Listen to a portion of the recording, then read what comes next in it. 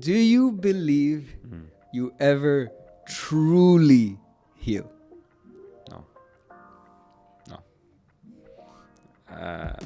I think parts of me are healed, but not all of me for sure. I can tell you that with certainty. Because I always think that,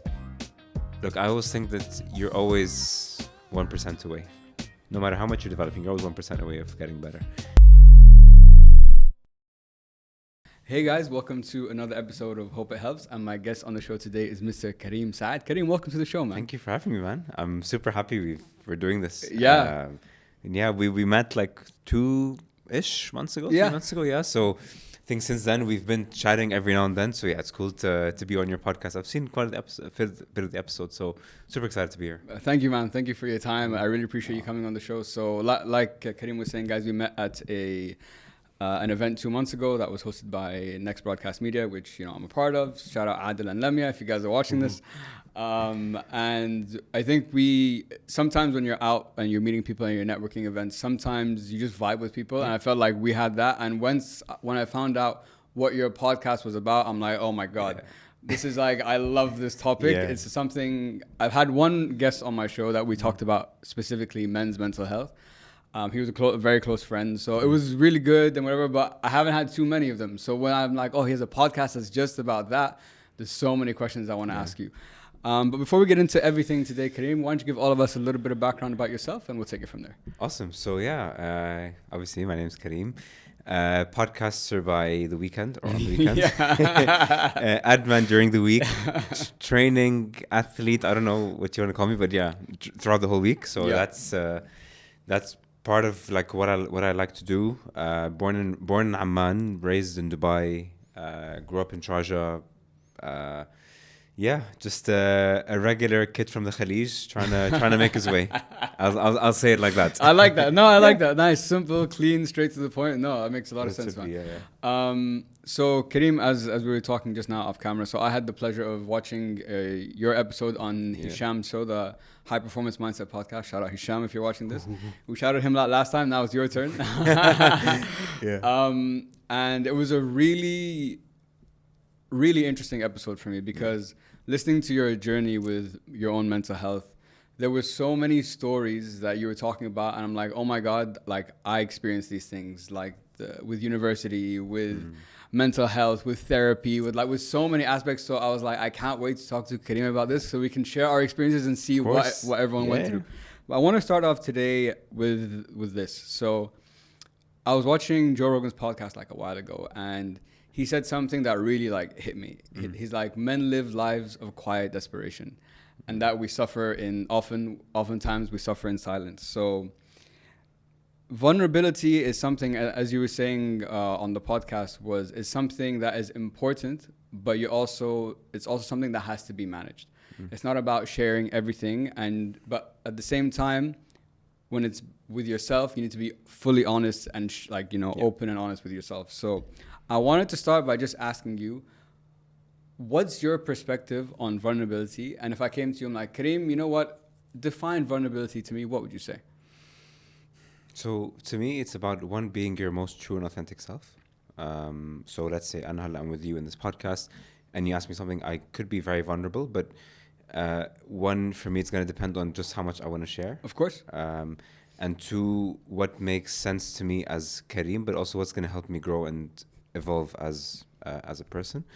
I think as well, vulnerability is not being afraid to show your deepest of wounds, and obviously not sharing that with everyone. And that's sort of the thing I was referring to earlier, because I think there's a lot of discussion, right, about men's mental health, and from the women's perspective, is like, we want vulnerable men, but not too vulnerable. Exactly.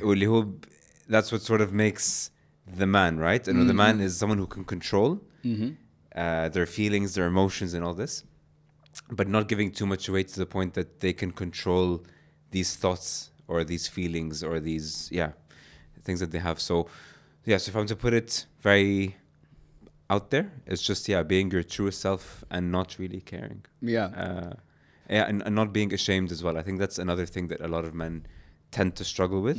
I struggled with this for a while.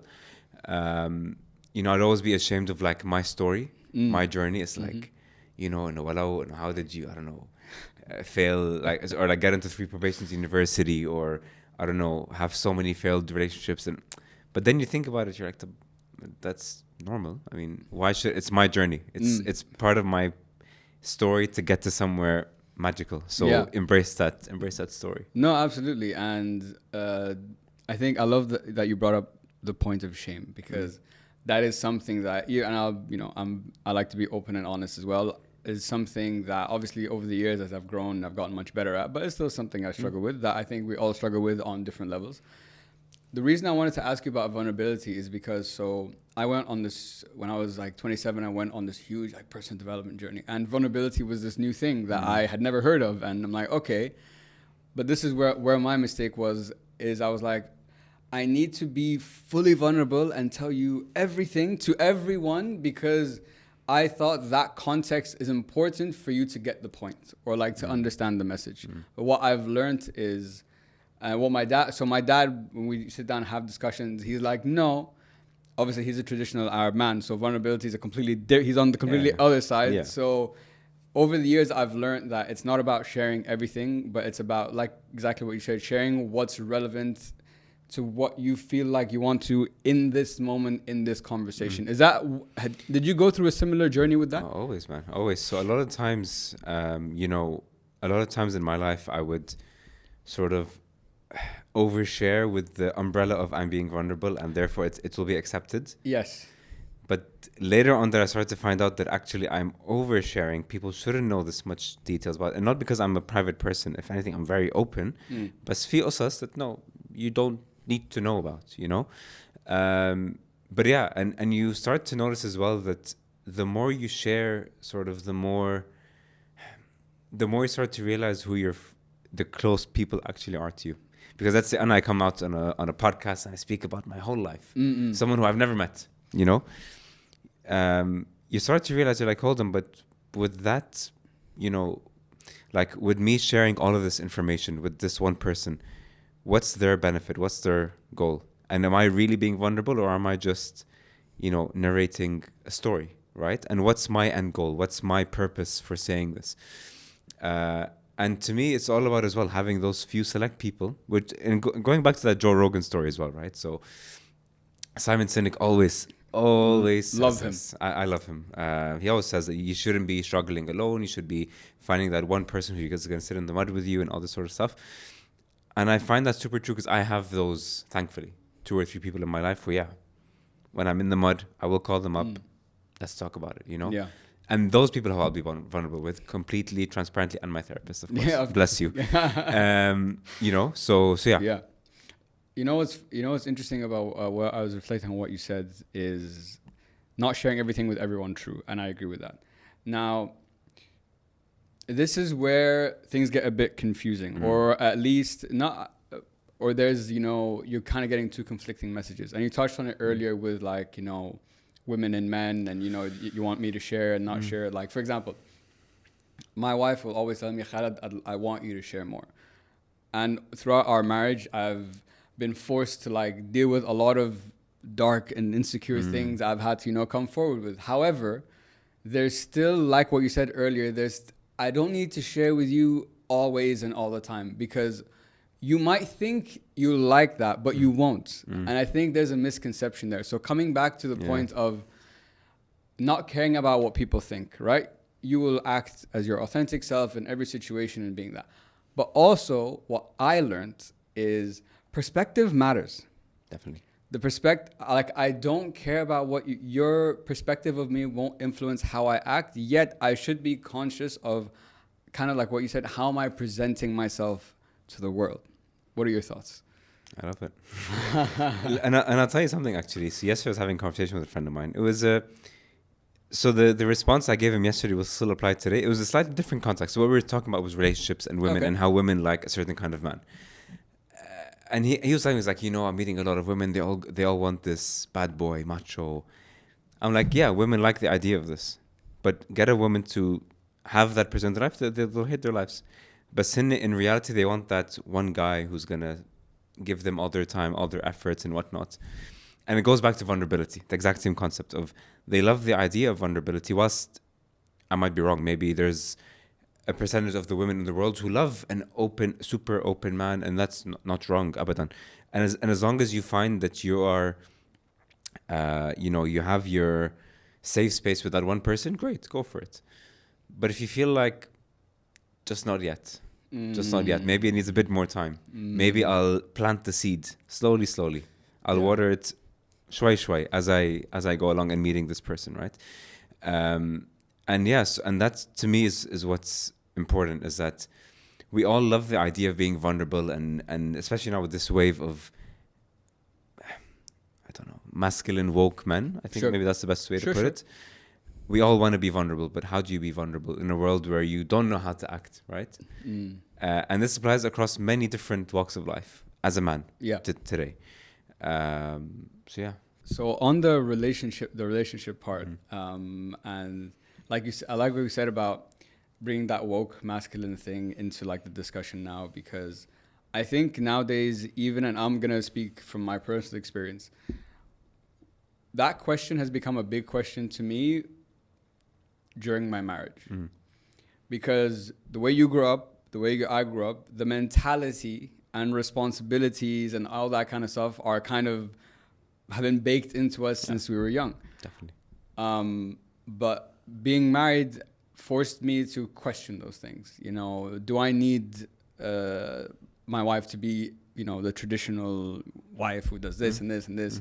Do I need to be that guy, whatever? And I think masculinity and the woke part in particular there's become such a wave, I think, against masculinity in general. Like this thing called toxic masculinity. Do you ever hear about toxic femininity? Not really. Not really, no. Exactly. Yeah. Subhanallah, it's only one way. Some people who talk, like there's a few people who I've seen who talk about toxic femininity. Yeah. But maybe not as much as the masculine. Yeah. Definitely. And I think one thing that like I always think about is, if you notice, the society doesn't care about men. We're the disposable ones at the end of the day. In the sense of, let's play a scenario out. Let's say you were married, you got divorced. Let's say the guy cheated. If the guy cheated, hell and all fire on earth is going to fall on his thing. If it was a woman, for example, this is just a very simple example, and I am generalizing, so people relax. They'll be like, no, I'm sure there was a deeper reason. He must have been bad. There's no... I think one of my biggest frustrations when we talk about this kind of conversations is a lack of accountability on the other side. Okay. What do you think? Look, what I think definitely is, do you think that there's a lack of trust in men within society? Because I think that's part of the answer. Right? That's a good point. Because, for example, like, as you said, like, maybe the guy was cheating and the woman, you know what? Yeah, actually, you have every right to do it. Do you, girl? You might get that answer.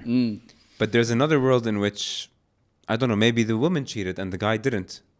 Do they get? I don't know. I haven't really seen these scenarios. Yeah. But in my mind, I always think that I don't like to play the blame game, but I think a large part of masculine culture or men culture over the past few years has been so much based around what's happening in the US. Yeah. And what's the idea of masculinity? That's such a great point, bro. So, and the thing is, some of us have taken it the wrong way. I really think so. Of like being this toxic man who's controlling and this and that. Whereas being a man is actually quite a beautiful thing. Honestly, like if you come to think about the very basics of it, it's quite nice. Yeah. Well, I'm very happy. See, so yeah. But that's the first point. The second point is that as men, I think we haven't embraced the idea of being a man. I don't think we've been led properly as to how to be actual, true, and authentic men. Unless you have, a great masculine figure in your life who will help teach you along the way. So, for example, like maybe not everyone has an Uncle Phil. Maybe not everyone has whatever. Yeah. And that's sort of the problem, is that the fundamentals might not be there, or they also might not be aligned with what society wants you to be. Therefore, you are against the norm. Therefore, you are this toxic man. So there's so many different ways that, of course, for us as men, like there are days where I don't know where to move, because it's like, I want to be doing a lot of stuff, but society will say, yeah, but no, you're going against the norm, so therefore you're toxic, therefore you're cancel culture, for example. Okay, if you flip that coin and a woman does that, they might not get the same reaction, or they might. Yeah. You know, so yeah. So I read a book recently called The Way of the Superior Man. I think, by the way, you would this I need to right read this, up your alley. Okay. Yeah. So it talked about masculine and feminine energy, and it was a very eye-opening book because it showed me the differences. First of all, I didn't know there was such a thing as like masculine energy and feminine energy. And what it talked about in the book was nowadays there's such a, on both sides, by the way, to masculinity and femininity, everyone's trying to bring them to like this middle ground. But because you're bringing them to the middle, it's actually harming you more than when you guys are separate and she's living in her feminine energy, you're living in your masculine energy. And understanding the responsibilities. For one of the things it talked about was men grow through challenge. Another thing, but on the other side, for women, for example, women grow through praise. You're both growing, but the fundamentals or the mechanisms or the ways to do it are completely different. Definitely. So it was a very refreshing book because it gave me a whole new lens to look through. But I wanted to just track back a little bit. You mentioned your friends. So like you, I have a close circle of friends, of guy friends. And when we're together I think one-on-one, like if I'm like, me and you are sitting, we can go deep. If the group is there, we won't go to level 4, we'll go to level 2. Yeah. You know, it'll get deep, but it's not going to get on the surface. Exactly. A little bit under the surface. But what it taught me or what it showed me was, number one, you have no idea what's going on in people's lives. Yeah. And that's it was a big wake up call to me because we're human beings, so you make judgments based on evidence or something that happens. Yeah. Now, how has having those relationships or those conversations impacted you personally? Or having the space to have those conversations? To me, it was another therapy session. Okay. Honestly, every time.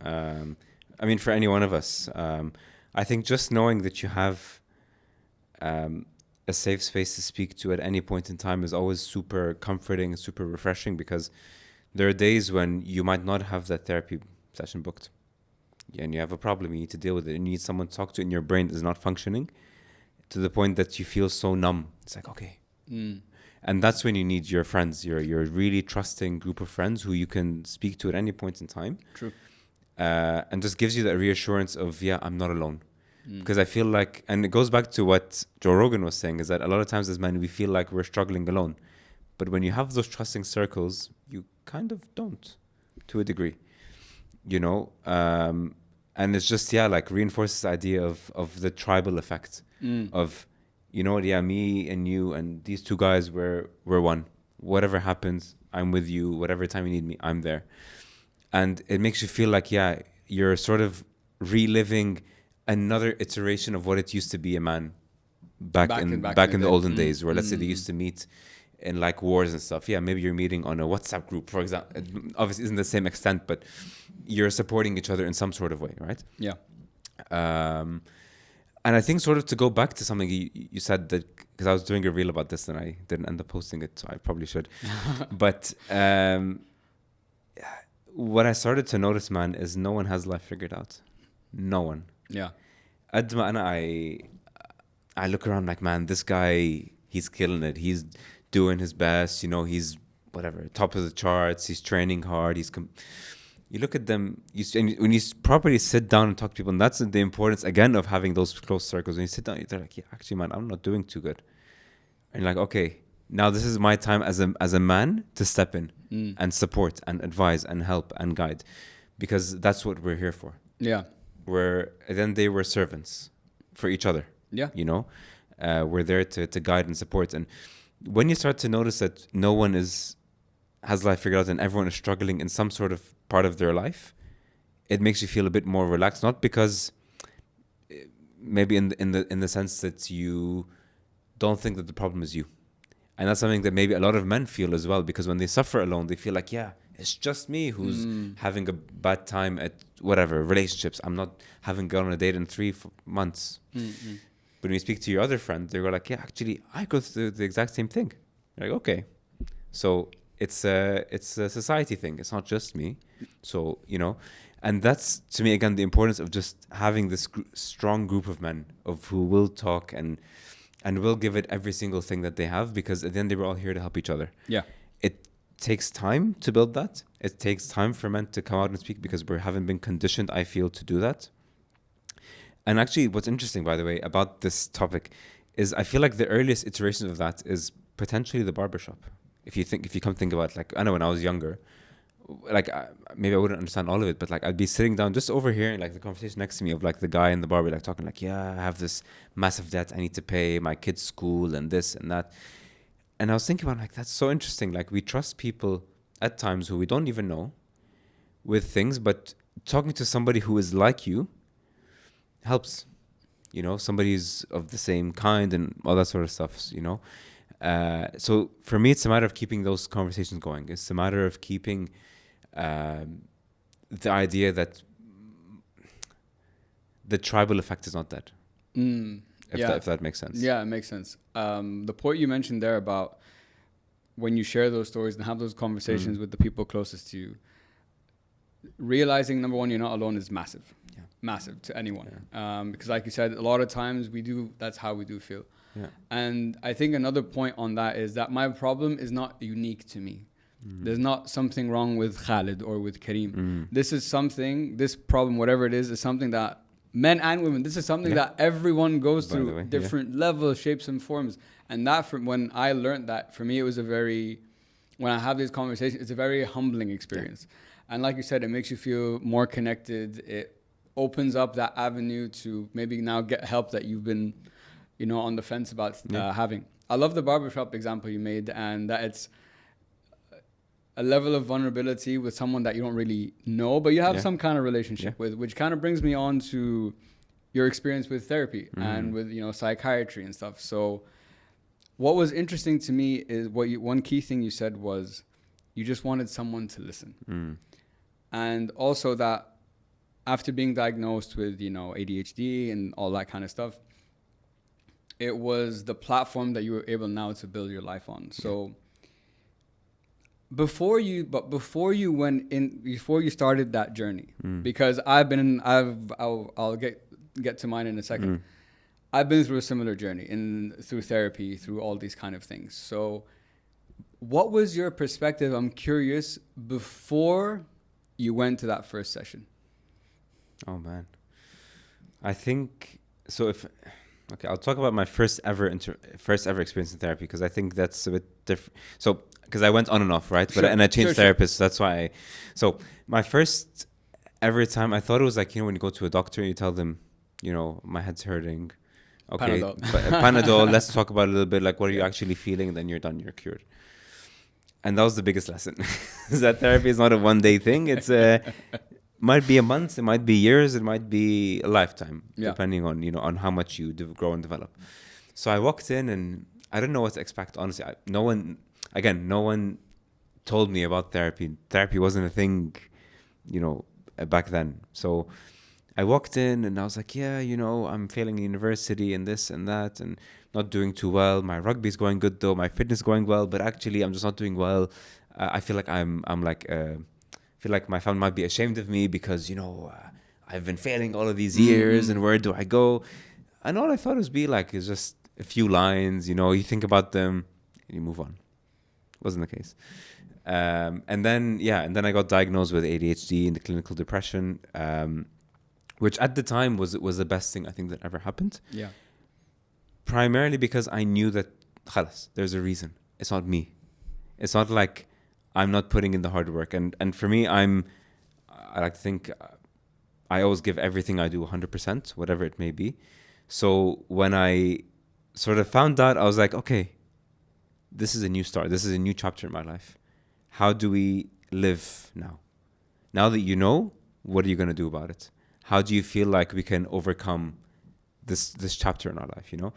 And then from there, just talking and just, just being more open with my thoughts with my therapist, and just really feeling like, you know what, this is actually a safe space. Yeah. And knowing, and there's something in knowing that, I don't know if it's a science that they do, but like when the therapist tells you this is a safe space, whatever is said here stays between me and you, but like you feel like whatever you say will not get out anywhere, and there's no shame. And that's sort of the thing that sort of helped me start my own podcast, is that whatever you're going through is not shameful, or whatever. You sort of need to accept the fact that my journey is my journey, my story is my story, and I'm going to own up to it and be the best representation of that story. Yeah. And then I changed therapists after a while. I felt that, I needed a shift.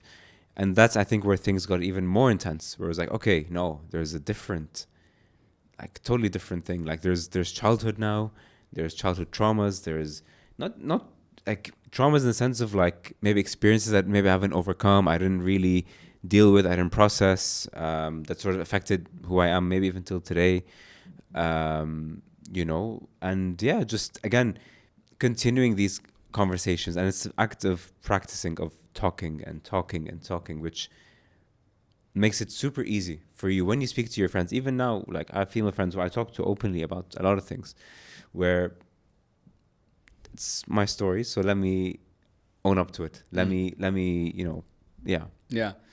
So the reason that I'm always curious about people's first therapy experiences, because I started doing therapy in COVID 2020. Okay. And I did it I only did a couple of sessions for like a month or two, whatever.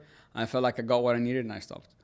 Now, I'm actually a licensed and trained hypnotherapist as well. So I've had that experience of like seeing clients and whatever. Now this year, I got back into therapy. And I think this is where I relate to you a lot, listening to like your story and so on. You're someone who seems to be, to me at least, very reflective, very aware. You know, you go deep into trying to understand yourself. And I believe that you believe that you have the power to change anything in your life.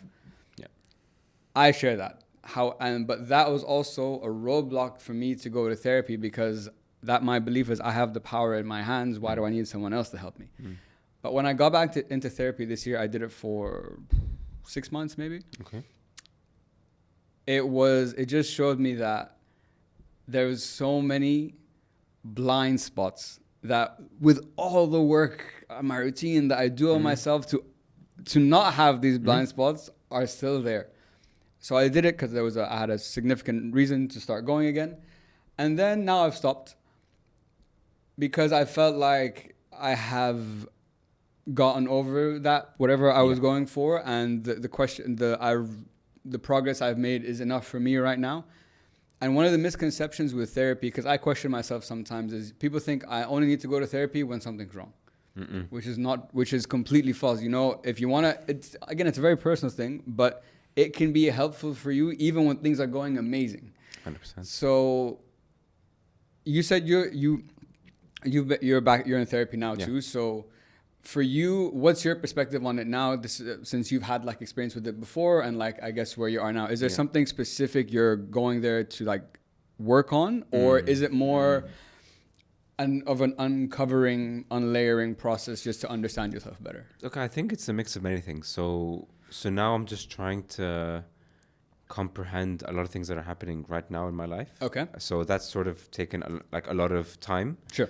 I think the second part that I've done before, but I feel like I can do even more on, is just the childhood work, or like how I am, even just the very small things, very, very small things. I want to try to unpack them, because there are things that happen in my life, or maybe even traits that I have till today. I always wonder, I'm like, why is it like that? And I know it goes back to childhood, but what's the deep reason?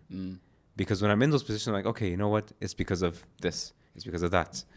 You know, and not sort of to play like a blame game, but more of, you know what, I'm aware of why this is happening. I'm aware that this is happening because, you know, whatever. You're not blaming, it's the cause. Exactly. And for me, like, therapy, man, is like the most important thing to my life, along with my fitness, most two important things that I have. because it changed my life big time. From the perspective of, like as we've mentioned, like being able to speak, being able to do this. I could never do this 5 years ago. No way. Never. So yeah. You know what's funny? You know what's when it comes to therapy, and you mentioned it earlier in the conversation, what I love about it is what I've learned is when you don't understand something, if I don't understand why am I feeling like this, why is this happening to me, I can't fix it. Yeah. And therapy is like a great process to give you. That's why in your case, when you said it was the best thing that ever happened to you, it doesn't surprise me, because now you're like, great, I understand why this is happening. Fantastic. I have a target to work towards now. 100%. Yeah. Yeah. And again, like, you know, the biggest thing for me as well, even when you're in those moments of like, I don't know why this is happening. But when you go to therapy, you sit down and you unpack it, and you might realize things that you've never even thought of. 100%. And that is the curiosity that I'm looking for in my life. Yeah. And I get through therapy, where it's like, I don't know, for example, like, why, you know, maybe why I might have reacted to this in this way. But when you link it back to previous events in your life and the way that your brain might be wired, you'll be surprised by what you'll find, for sure. 100%, man. Yeah. I really resonate with that, like big time. Coming on to, you mentioned, we touched on university briefly. So when I heard your story and, you know, that GCSEs didn't go great, but you somehow managed to get into AUB, bro, it's the same thing. My A-levels were a shit show, okay? Somehow I got into Northeastern in Boston. God sent me there. God knows. And, you know, my uni experience, it took me a long time. Yeah. I switched majors, I switched countries. I graduated in the end from here. And I wanted to drop out at one point. You know, if it wasn't honestly for parents and very close people around me, you know, I probably would have. And I ended up graduating with a double major. And you went through probation. You were on your third probation. I ended up graduating with honors.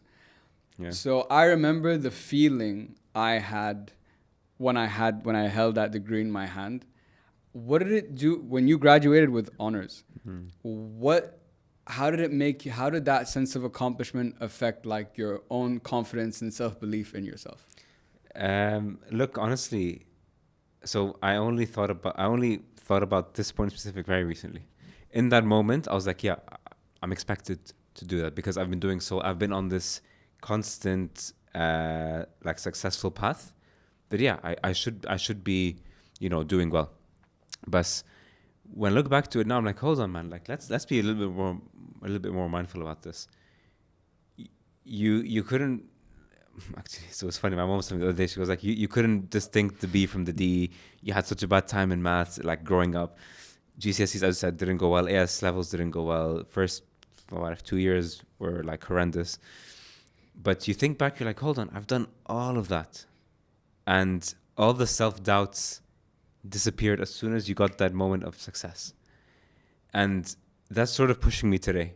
Is that all of those times where you thought that I'm a failure, I'm not good enough, I will never make it, I'll never be as good as someone, you know? And just believing in myself. It was just that state of, now I'm hearing this like state of flow. It's like things are working. Okay, it's continuous. My success is, alhamdulillah, running, you know? And at the time, it was a big surprise, because again, when you look back and you think, you're like, I remember one time I got like, 48 class average, like a grade average, for the whole course. And I remember that, I'm like, okay, I went from that to this. Reflecting on what you were saying just now about university and school is, I remember when I graduated, man, it was that feeling of like accomplishment and belief. But you know what? Honestly, that wasn't what changed. That wasn't the turning point in my life. Is when I started working. That's when I really understood the like work ethic of, you know, what it takes and all that kind of stuff. And so this is an area that me and Hisham actually touched on, and it's something that I'm currently going through in my head. I'm trying to change it in a way. Ego. Now, I know I relate to your story a lot, not just on the university side, but the work you do on yourself, your fitness, all that kind of stuff. Now, I know you do high rocks. For me, fuck that shit. Okay, I have no interest in. I told Hisham, I have no interest in challenging myself that much physically. None.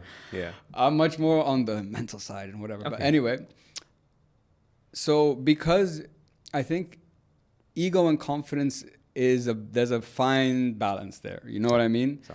I think people label ego as bad, but I think it's important to have an ego to a certain extent. But if you become like narcissistic, if you become arrogant, then obviously you've crossed the line. Yeah.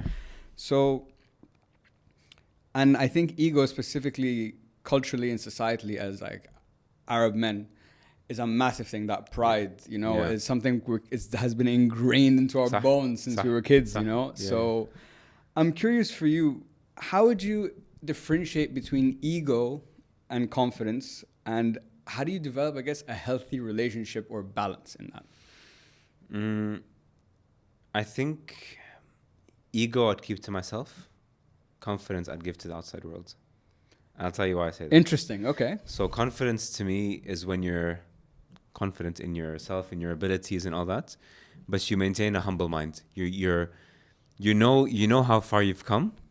And you keep on doing this over and over again because khalas, you're wired, but you take it with a pinch of salt.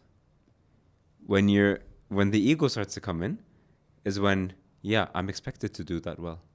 I'm meant to be doing it, and I'm gonna outplay, for example, this one and this one and this one because I can. Confidence to me is it's a feeling, it's a state of flow. It's like, things are going, things are happening. I'm going to keep on going, but maybe do a bit better. But to the outside world, the way that you project it is a bit more in a humble state of mind. You're relaxed, you're calm.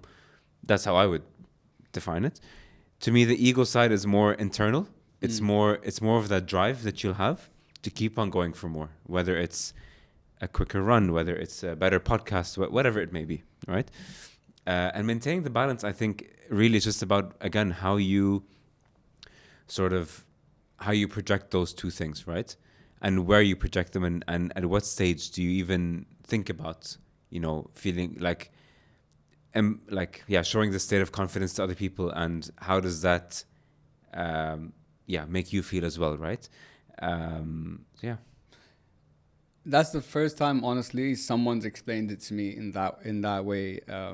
That the ego is internal and confidence is external, and I love that really resonates with, like, in my head. I'm like, I've never heard it from that perspective, but having that differentiation for me mentally as Khalid makes my distinction or differentiation a lot easier. Yeah. So thank you for that. No one's ever put it to me like that. And like you said,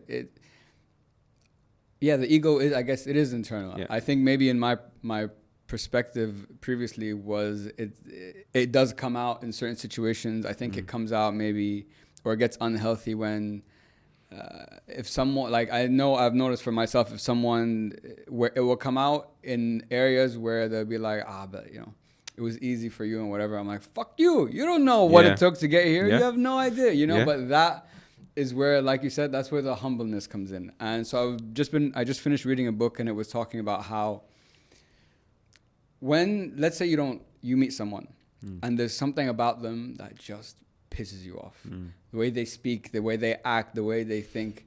What was a big wake-up call to me, but it's not easy to do, is to understand that if you're bothering me, if something you're doing is bothering me, that's my problem. That means there's something you're triggering in me that I need to go and work on. But to shift your mindset to that is quite challenging. It is. It's super challenging. And the thing is, I always feel like there's a reason why we get annoyed by things.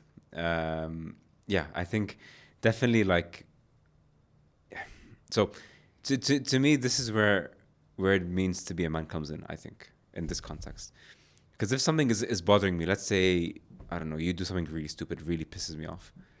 For me, it's my role, it's my duty as a man, be like, Khalid, man, I don't like what you did there. That was really not cool, whatever. And then you try to find a way to work around it. You try to find a way to, okay, how can we avoid / overcome this in the future, right?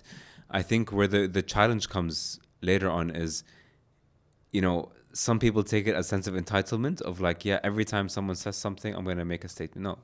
I mean, there's a level of work that you need to put in yourself to avoid getting so ticked off by things, because it's tiring for people, yeah. Whoever's talking to you is going to be like, you know what, man, fuck this guy. I'm going to stop talking to him because he's not a cool person to talk to, you know? Yeah.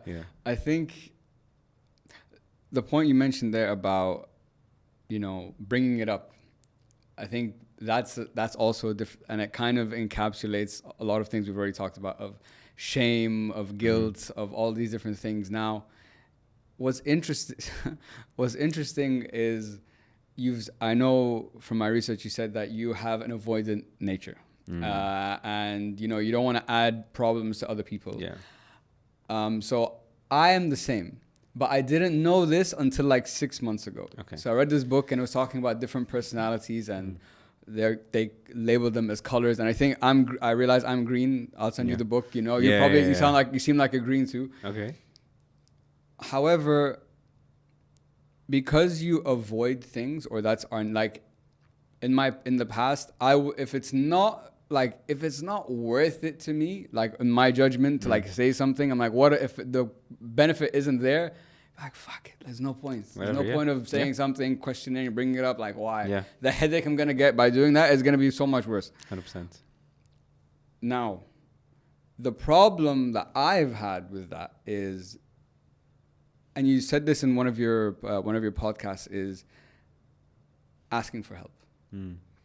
Now, asking, and this is one of the big things I realized in therapy. I'm like, when I ask for help, there's times I'm very comfortable to do it, and there's a lot of times I'm not comfortable at all. Like, if you tell me, Khaled, I need your help, easy, I'll come help. But if you come and like really try to help me, I feel like it makes me like uncomfortable. You know what I mean? So what's your perspective, or how have you had to go through the process of learning to be comfortable with asking for help, or do you have you experienced similar things that that I've gone through? Yes and no. So I'll tell you. So how do I go about it? It goes back to what I was saying earlier, those trusting circles. So to me, I don't feel it with my guy friends as much. But for example, like, let's say you're seeing someone, right? And you're telling them like, yeah, you know what? I've had a really bad day, whatever, problems.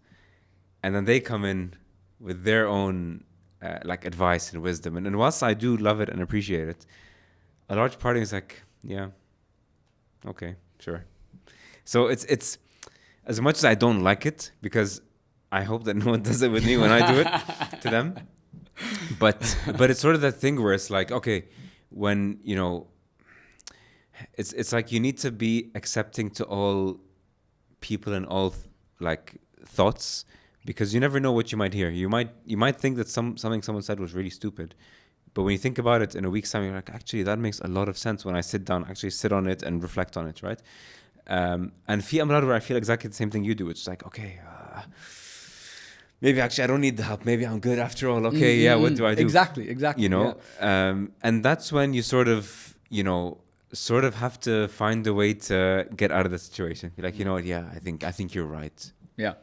Play it on, then khalas, move on with the conversation.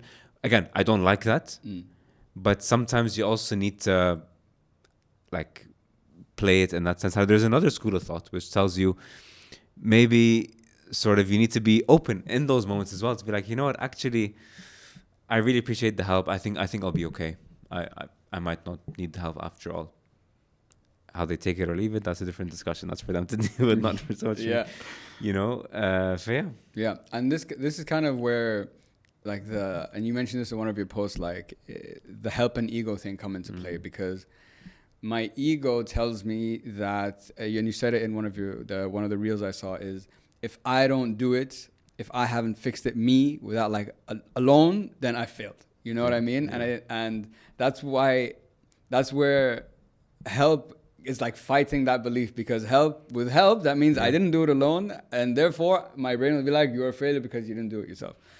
Now that's something that also I still struggle with. I think I've gotten better as time goes on, but one of the things also that you touched on, and you've touched on it a couple of points in our conversation, is reflection and asking questions. Now, I know when you were younger, you said that you used to question everything and question everyone. And one of the things was that through those questioning, though, it was the questions of, is something wrong with me? Is it my fault? What did I do? Yeah. But what's interesting is once you started your, like, let's call it your healing journey, as you know what people call it, you said that one of the things that started helping you the most was asking questions and taking breaks. And I feel now you ask questions, but the intention or the motivation is completely different. It's not like, oh, I want to answer the question to see if it's my fault. I'm asking the question now to understand, why did this happen? Why did I act in this way? It's a reflection. But how did you shift your mindset to start asking a question to blaming yourself to asking a question to understand yourself? Because that is everything. Yeah, it is. And honestly, it took a lot of time. Because I think, again, to grow up your whole life to always believe that you are the problem took a lot of time for me to believe that I'm not the problem. And that's the first shift, right? Is to sort of ask yourself, okay, what if it's not me? Why is it always me? Why can it not be something else that's the problem? So it's sort of asking the questions that are not directed to you to sort of understand, okay, hey, maybe X, Y, Z happened because of something completely out of my control. And this is something that I love because, you know, we're as humans, we're all very quick to judge and to blame ourselves when things go south. But it takes a lot of strength to believe that, and strength and awareness to know that there's powers outside of your control that are happening that you just don't see, you know. And second of all, as well, man, therapy was crucial in this. Like, you know, when I sit down and talk even about my younger years, when I sit down and talk, you know, like how I used to fail in school and maybe socially I was very awkward, I didn't have a lot of friends, but like all these sorts of things, you know. And I reflect on them now. I'm like, hold on, but there was a lot happening at the time. So maybe it wasn't my fault after all, you know? And it's just about being curious, curious in the sense of, why is this happening in general? Why is this the situation? And then you sort of assess it in your mind. Okay, do I have a role to play in this? Yes? Cool. What was my role? And why did this happen? Then you sort of try to find common ground. If not, then no, I'm out of the equation. This is the problem. This is how we fix it. And then we move ahead. So it's a matter of shifting the attention away from yourself and not firmly believing, which was the case for me, that I'm the problem in life. I am the reason why things don't work out in life, whether it's anything. 100%. I love what you said there about the importance of realizing, and this is something that this year has been a big thing for me, is we try as humans to control. We want control. Control gives our life structure, makes us feel safe, makes us feel calm. But if we're really being honest with ourselves, and when you do reading, you realize you have so little, like almost to say none. Yeah. You know, you can control like going to the gym. I can control sleeping early. Maybe what I do in my work, but like that's pretty much it. And that's a very humbling thing to have, because we struggle with control and surrender, and that friction is where I think the blame starts to happen, because because this is where accountability comes in now. And me and Hisham touched on this a bit, in the sense of, to be accountable, and this is something that I've struggled with myself, is you have to be accountable, but not blame. Those are two different things. So if something didn't work out, maybe it wasn't to say it's my fault might be unfair, but to say also that I had no hand to play in this is also not true. And I think finding that balance is an area that a lot of people struggle with. Yeah, I think definitely with accountability, it's the sort of thing where it's like you need to sort of not play the blame game, but sort of know, for example, like let's say something didn't work out. Okay, why did it not work out? Did I have a hand to play in this? If I did, okay, why did that happen? And then not blame yourself, but sort of, okay, go like, okay, let's be honest here. Yeah. You screwed up. Yeah. It's fine. Yeah. You work on it next time. You don't do it again. You know, and that's sort of the biggest thing I have with accountability, is that when you have somebody or yourself who will point these things out for you, it makes life a bit easier. 100%. When you realize that, yeah, actually, yeah, I might have not done something that wasn't very good, but it, you know, it can be avoided next time.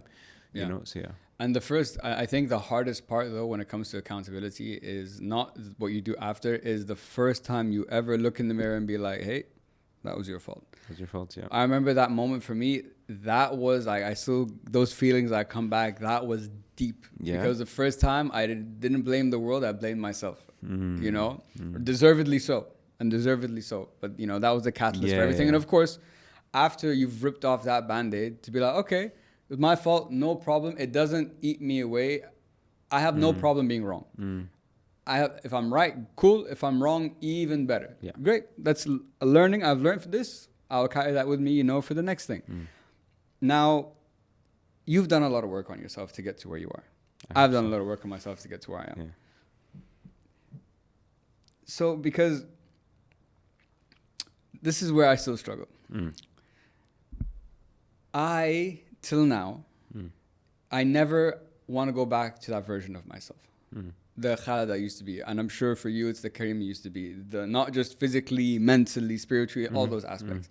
And you know how much work it took to get here, and how much work you still have to do to stay here. That's point number 2. Yeah. I feel like personally, I have a very unhealthy relationship with that version of myself. I almost hate him in a way. And this kind of brings me on to forgiveness.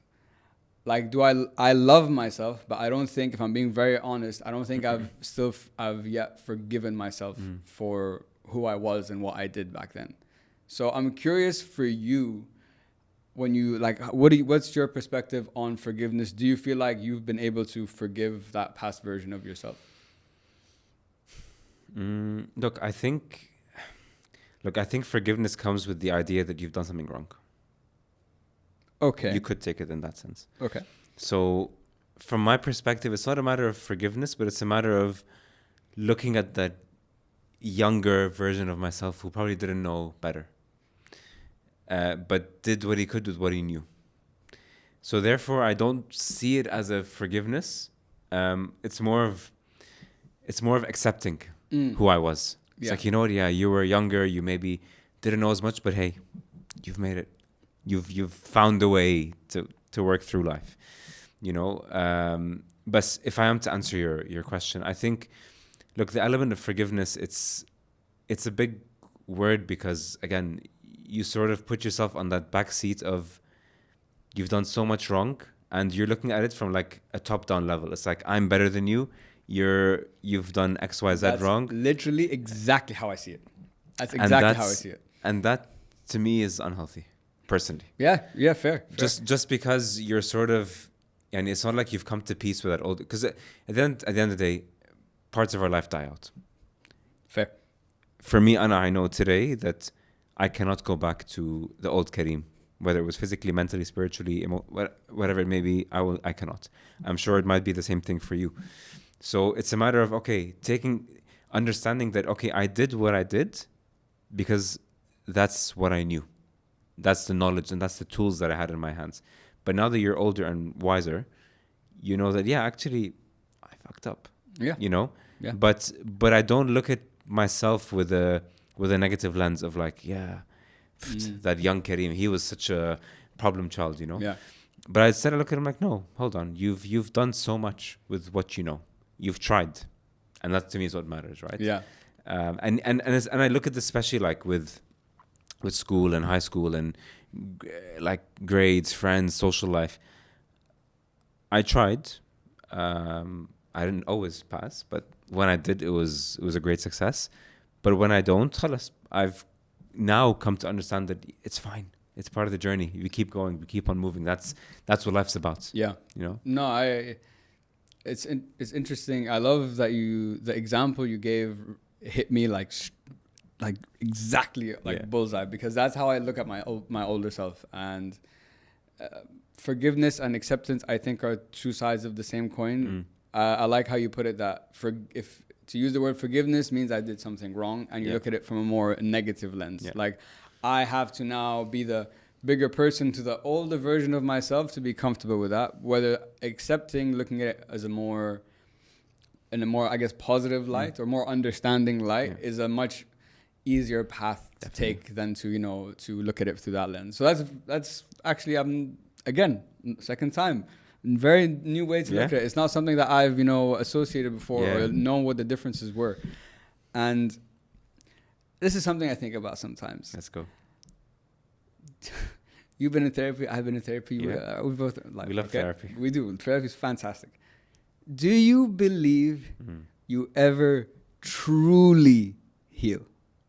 No. I think parts of me are healed, but not all of me, for sure. I can tell you that with certainty. Because I always think that you're always 1% away. No matter how much you're developing, you're always 1% away of getting better.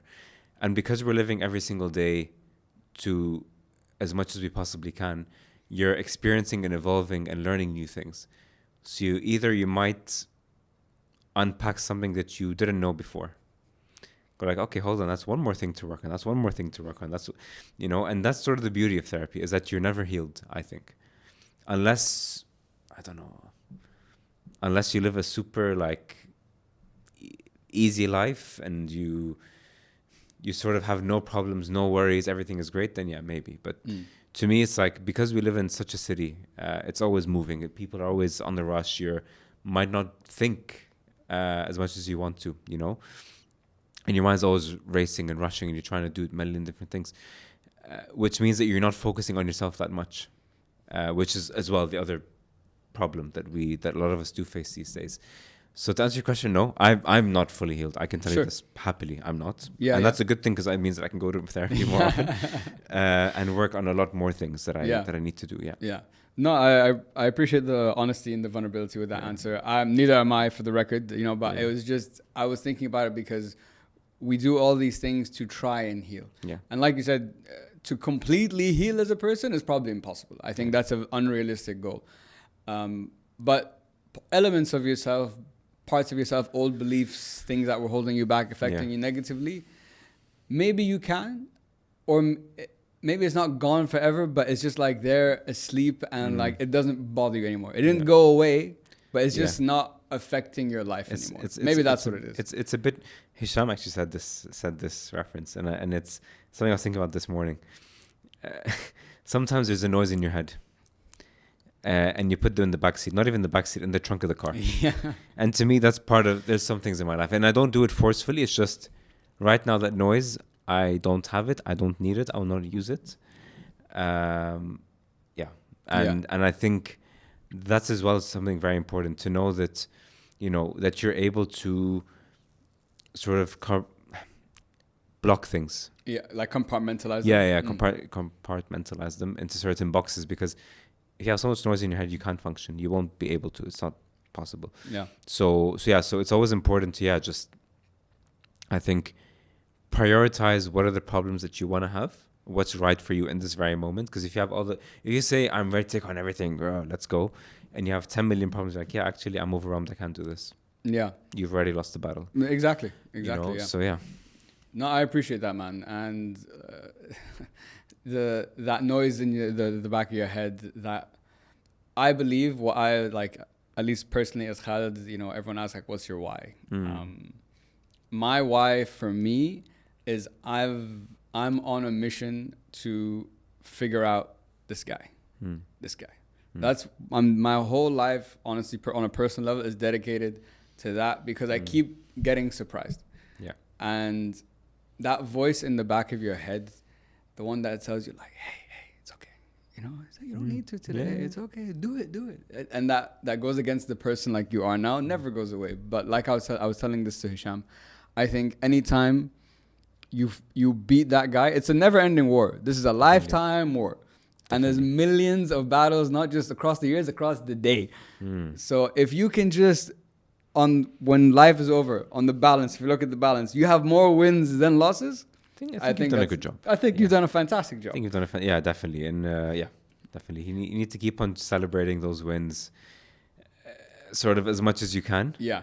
Because I think that's what's going to shut up that noise. 100%, I think as well. 100%. That voice that tells you you're not good enough, you can't do it. You go like, actually, joke's on you. Yeah. Because I just did it, you know? So, yeah.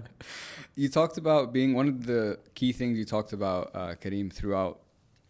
I think one of the key things to take away from this conversation is, and an element I don't think we've touched on enough yet, is you mentioned you need to be emotionally available to yourself. Could you, I know that I get what you're saying, but could you explain what do you mean by that and how do you do it? Because I think that concept is an area that a lot of people either don't have or probably struggle with the most, you know?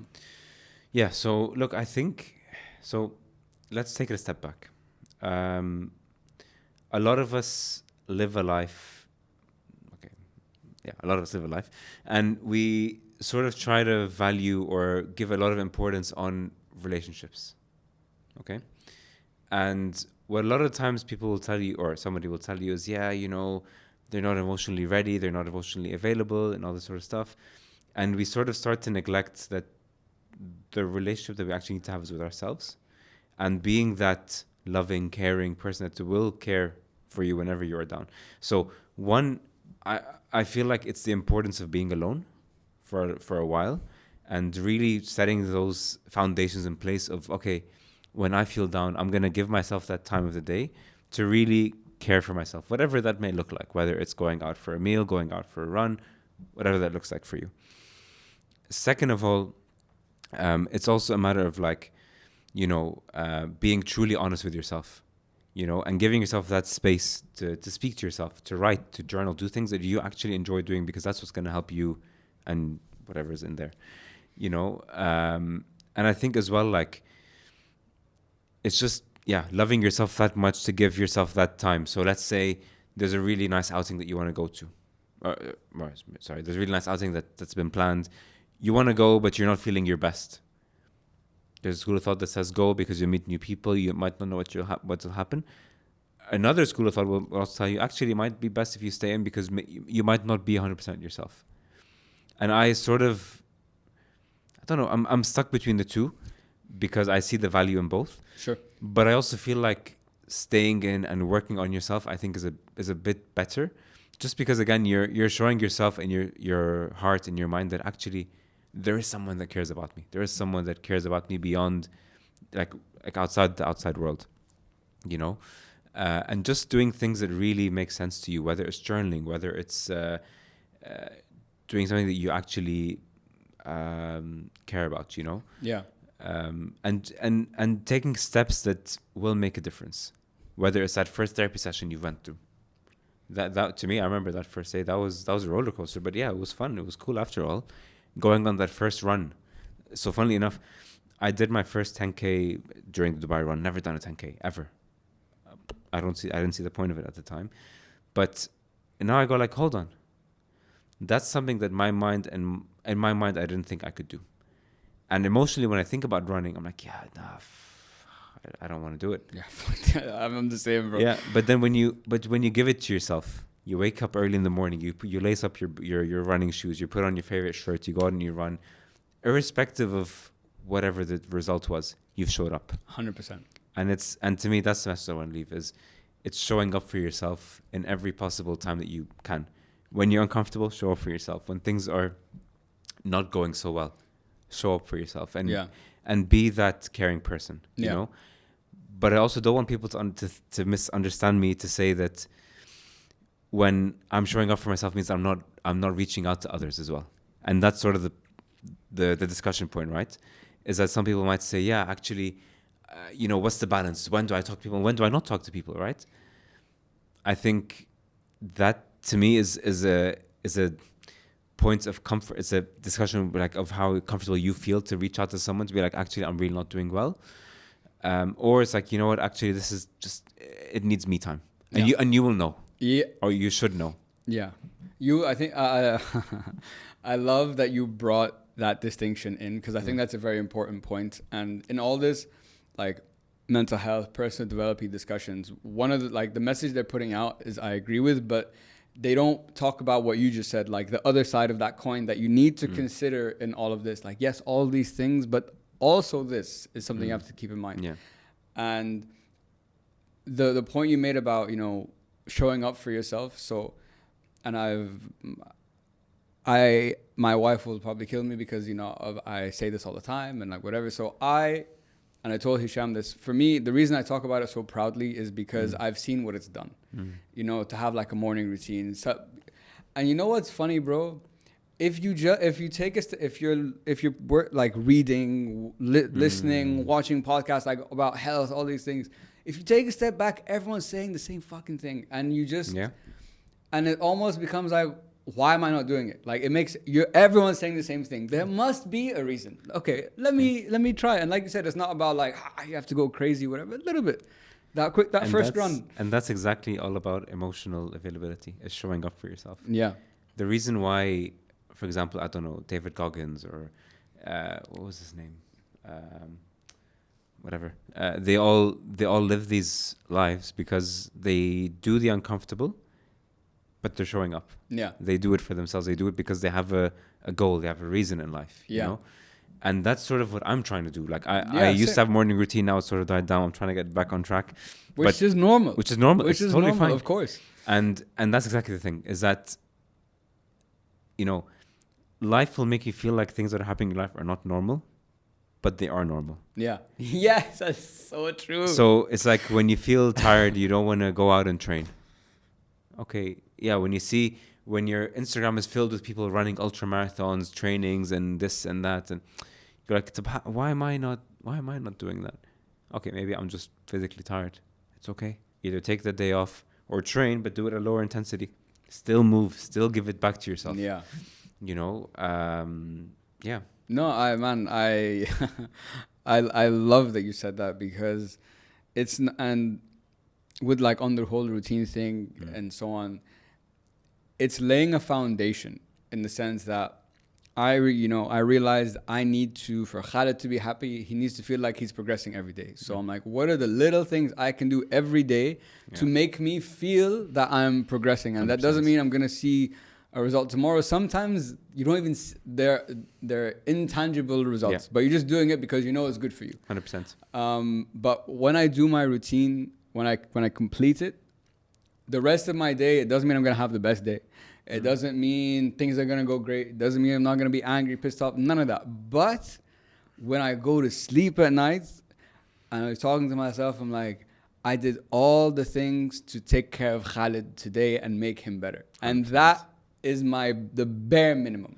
Exactly. That I want and need, to be honest. Yeah. And the thing is as well, like, I think it goes even like, a step further, which is like, what am I doing to help Khaled?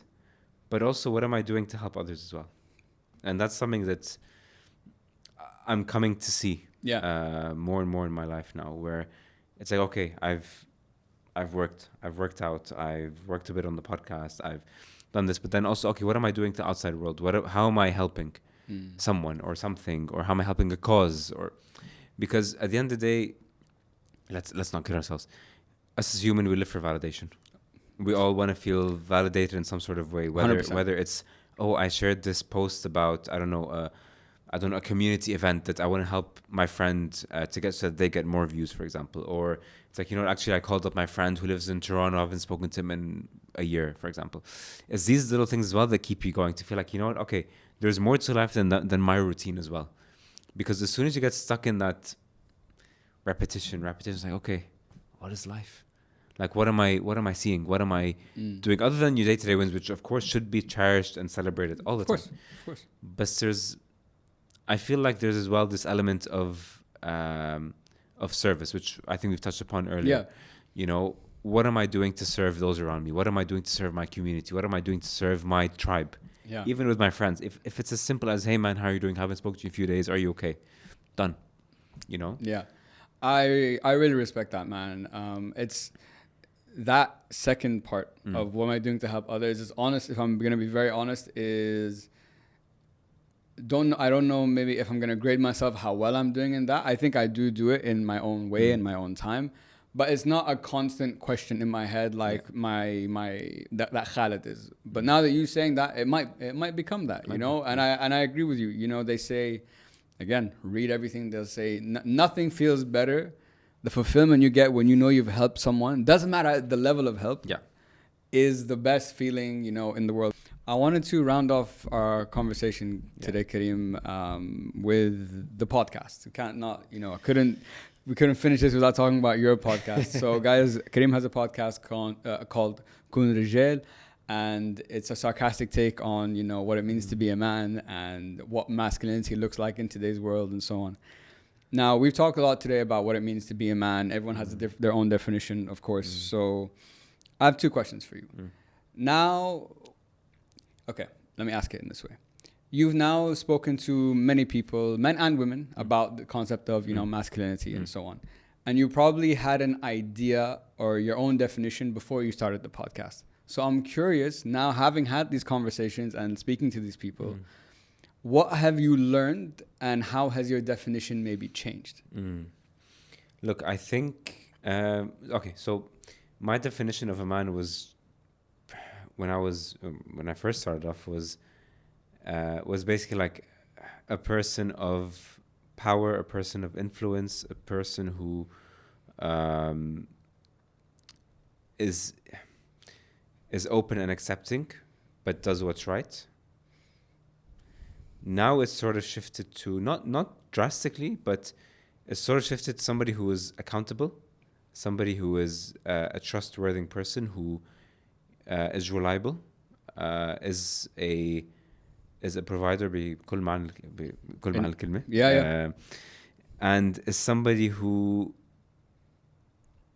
so as well has a sense of religion or a sense of faith. I think that's the best way to put it. Just because I feel like faith really disciplines you to move on a certain path in life.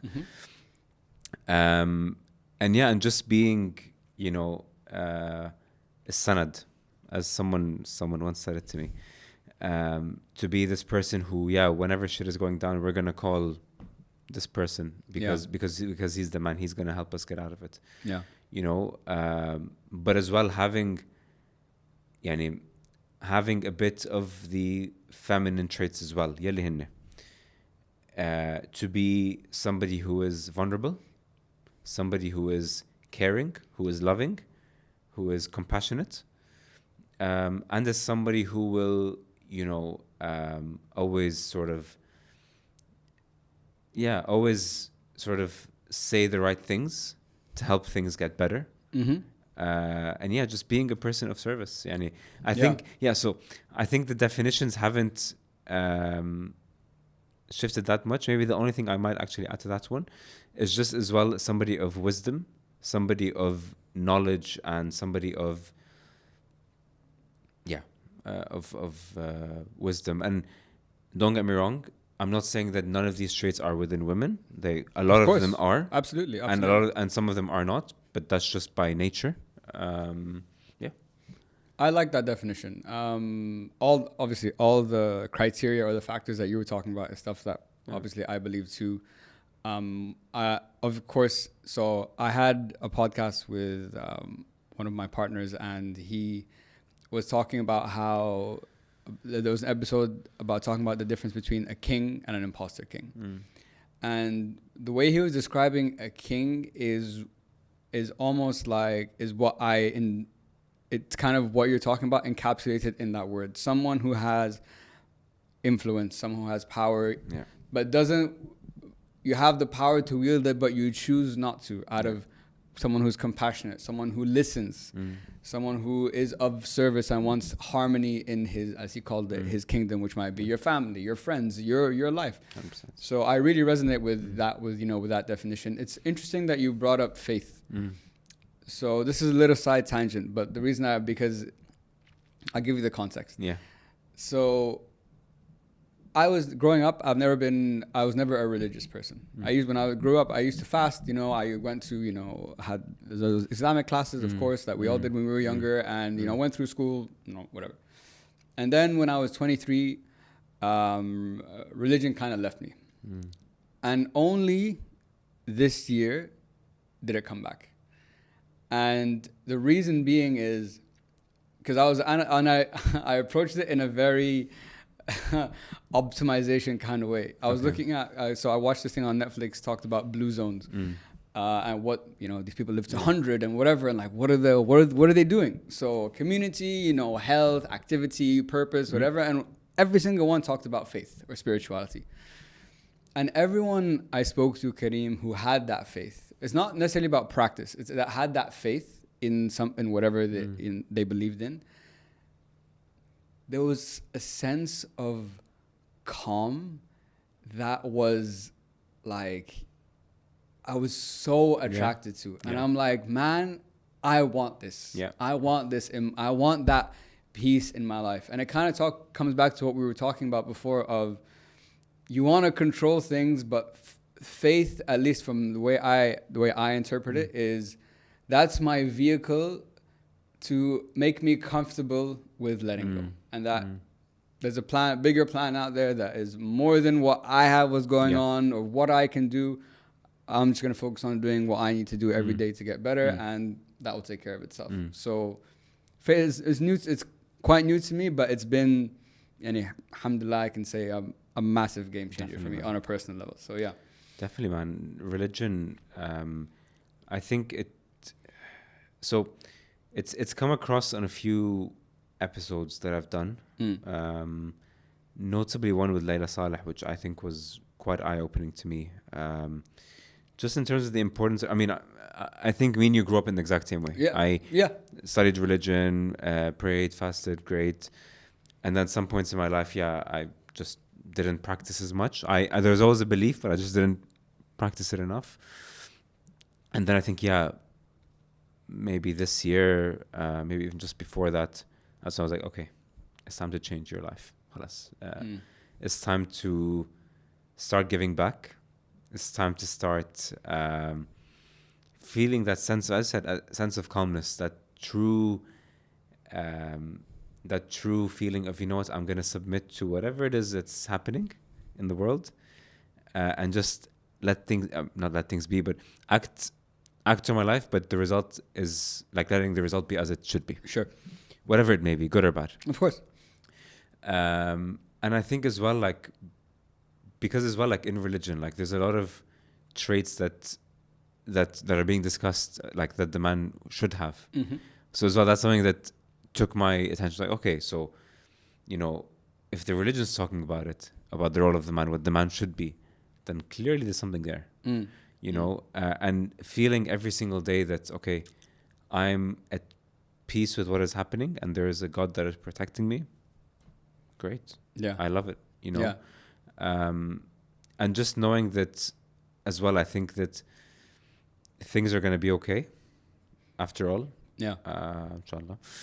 Things are going to be okay is also quite a humbling feeling as well. Yeah, absolutely. That I think, a lot of us should take some time to just really reflect on. 100%, man. It really resonates so much with everything you just said. It really does, at least for me, it grounded me. It made me, I almost felt stupid for being like, why not? You know what I mean? why should I continue to go through with this added stress of I need to control everything?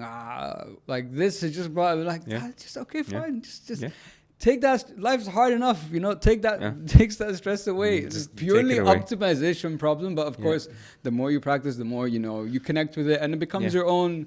I think with religion, one of the biggest mistakes was the way we were taught it. Definitely. Now, as a man and much older, I just realized I just needed a definition that worked for me. I needed a way to practice it or analyze it or do it that works for me. Not for anyone else, not for Karim, not for whatever. This is what it means to me. This is what I believe. This is what I'm gonna do. Best. Full stop. It doesn't need to be as complicated as it's made out to be. And I think as well, I think growing up, they've made it seem like it's very black and white. Yes. Yes, في قصص clear black and white, sure. But في قصص تانية you're hold on, like, it's not a matter of questioning, but there is room to like maneuver, but room to explore. Yeah. And to me, and sort of, I took my sort of idea of religion from my dad a long time ago, and it sort of stuck with me till today. Yeah. Which is, as long as you're a good person, you ما بتسرق, ما بتكذب, you know, you provide for your family, you provide for those you care for, you'll probably live a good life. And those are, again, the key things that are mentioned. Exactly. That's literally what religion is. Yeah, You have good behavior, good manners, you respect your parents, Yeah. Great. A comedian once said, like, life should be a piece of paper with three words on it. Don't be an asshole. Full stop. There you go. Don't be Everything on top of that is like a bonus. It's an added bonus. Exactly. yeah. 100%. Karim, I just got 2 more questions for you, my Please, man. These are questions I ask all my guests. So first, looking back either personally or professionally, when I ask you the question, what are you most proud of for yourself? What would you say? I think, I mean, we kind of discussed it earlier, but I think, like, getting out of the situation within university and just graduating and getting a good job at a good company, that to me, I'm super proud of, because at the end of the day, you'd always have these thoughts of you're not good enough. That's the first one. There's 2 more, I probably think. Second one I just added now, but finishing my first High Rocks, I think. First ever competition I've ever done in my life. Went in prepared, but yeah, just the rush, the thrill, the excitement, but then the anxieties of going in and running and God knows what, and millions of other people like much fitter than you are. So you're like, okay, am I going to make it out? But you do. So that's something I'm super proud of. And just, I think, seeing my transformation from when I was younger till today is massive. Yeah. Massive. Yeah. So I'm super proud of that. And I think, showing up for myself, as simple as it really may sound, but a lot of times I've neglected myself, neglected some people in my life, and just putting time and effort in those things, whether it be starting my own podcast because I feel like I have a journey, I have a message to share, and showing that story, giving people that platform to speak, but also sharing my own story as well as part of that. And just being if you will, a servant to the world, I think.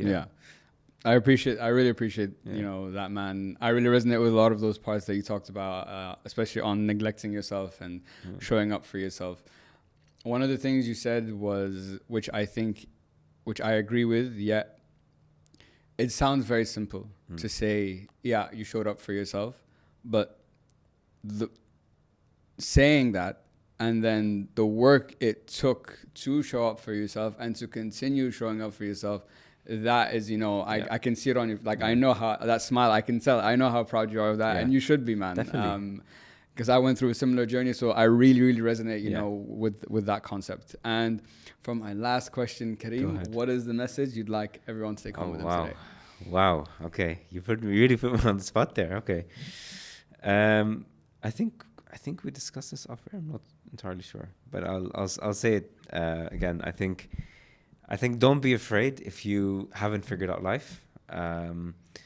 Life is meant to be challenging you. Don't keep comparing yourself to other people, because you'll keep on being disappointed in what you haven't done. But rather look at what you could do and look at the potential and the opportunity that you have ahead of you. Keep being your best version of yourself. Never feel like you're not good enough for anyone or anything. That's the biggest trap of life. And just keep being true to yourself and do what you love, man. Don't give up on yourself. Man, I don't have anything else to add to that. I hit all the points I would have added myself anyway. Karim, I want to say thank you so much, bro, for coming on the show. I knew this was going to be a great podcast just from our first conversation, and it was even better than I could have, imagined. Thank you for being true and authentic to yourself, for being vulnerable, for the message that you're trying to give out with the podcast. Not many people have a podcast just talked about that. There'll be episodes that pop up here and there, but to dedicate it to helping men and sharing your story and just giving them to not feel alone and to talk and to understand themselves is a beautiful thing, man. So you should be so proud of yourself. Man, yeah. So guys, check out his podcast, Koon Rijjeil. It will definitely make you think. I promise you that. Just thank you so much, bro. Thank you for having me. Honestly, like, it was a great conversation. I think it's the longest podcast I've ever done. So for me, that's a good sign. But no, really, really great conversation. I love what you're doing, man. I've seen a couple of things here and there, and I love it so far, and I love being a part of it. So thank you for having me. Habibi, my pleasure. Guys, to everyone listening, thank you so much. Please make sure to like, share, subscribe. Hope It Helps pod on all channels. And as always, guys, hope it helps. Peace. Yes, sir. Awesome. And that's another episode in the bag, guys. Thank you so much for tuning in. I really, really appreciate it.